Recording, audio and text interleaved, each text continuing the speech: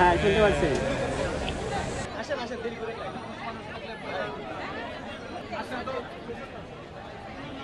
আমরা হলে এসএসএফ ডাকি, তাহলে আপনাদেরকে এসএসএফ ডাকি, সিএসএফ ডাকি, তাহলে আপনাদেরকে এটা পুশ করুন। দলের চেয়ারম্যান সিনিয়ররা যারা আছেন, যারা কাজ করেছেন, যারা সংগ্রাম করেছেন, বুঝেই কাজ সিলেক্ট করবেন তারা, আমার বিশ্বাস। সংসদে গিয়ে অনেক কিছু আসলে করণীয় আছে। আমি ছোটবেলা থেকেই দেশের জন্য দশের জন্য কিছু করতে চাই, যে কারণে আমি বিভিন্ন সামাজিক সংগঠনের সাথে জড়িত। আমার বাবা গাজী মাজহারুল আনোয়ার, তিনি শহীদ প্রেসিডেন্ট জিয়া রহমানের সময় থেকে বিএনপি রাজনীতি সংস্কৃতির সাথে জড়িত, এবং আমার শ্বশুর শফি আহমেদ চৌধুরী, তিনি সিলেট দিনের বিএনপির এমপি ছিলেন দুইবারের। তো রাজনৈতিক সম্পৃক্ততা আমার জন্মলগ্ন থেকেই, সাংস্কৃতিক সম্পৃক্ততা আপনারা সবাই জানেন। সেই দিক থেকে বিবেচনা করে আমি আসলে যে কোনো কিছু বড় পরিসরে করতে হলে রাজনীতি অনেক বড় একটা প্ল্যাটফর্ম। এজন্যই আমি আজকে বিএনপির মনোনয়ন প্রার্থী, যেহেতু বিএনপির সাথেই আমার সম্পৃক্ততা। তবে আমি যদি কখনো সুযোগ পাই, দেশদর্শের সেবা তো অবশ্যই করব, তবে আমি সংস্কৃতি নিয়ে অনেক কিছু করতে চাই, আমার অনেক কিছু প্ল্যান আছে। দল যদি আমাকে সেই সুযোগটা দেয়, আমি সেই কাজগুলো করব।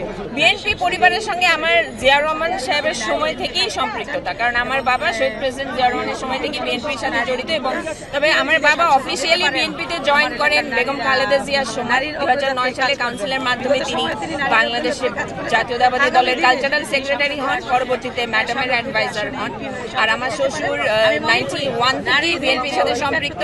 তিনি 96 প্রথম ইলেকশন করেন, এমপি হন বিএনপি থেকে, 2001 অনেক কিছু বিবেচনা করবে দল।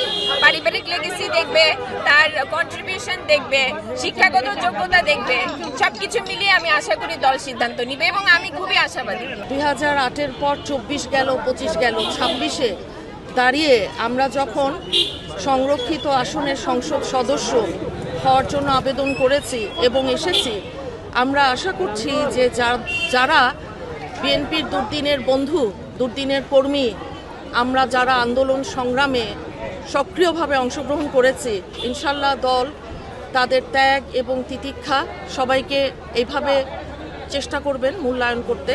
এবং গণতান্ত্রিক অভিযাত্রায় আজকে নির্বাচনের মাধ্যমে যে যাত্রাটা শুরু হয়েছে বাংলাদেশের নতুন করে, সেখানে এই দেশটা বিনির্মাণে লাল নীল হলুদ সবুজ সবাইকে, সব রঙের মানুষকে নিয়েই আমরা ইনশাল্লাহ সামনের দিকে এগিয়ে যাব। অনেক বছর যুক্ত একেবারে সেই স্টুডেন্ট লাইফ, সেটা পুরনো কথা। যাই হোক, আজকে আমরা এখানে দাঁড়িয়ে আশা করব সেই সব নারীরাই ইনশাল্লাহ পাবেন যাদের এই দলের প্রতি ত্যাগ আছে, তিতিক্ষা আছে, সক্রিয় অংশগ্রহণ আছে, নির্যাতনের শিকার হয়েছেন, নির্মমতার শিকার হয়েছেন, এবং তাদেরকে বাদ দিয়ে অন্য দল তাদেরকেই মূল্যায়ন করবে বলে আমার বিশ্বাস।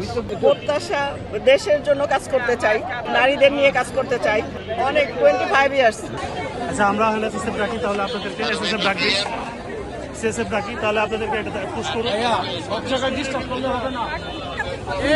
আমি কি আপনাদের সাথে যোগাযোগ করবো? আপনারা বলবেন ভাই আপনি এত কথা বলেন, এটা তো বলবেন। আমরা চলে যাবো, তারাই তো আসি ভাই।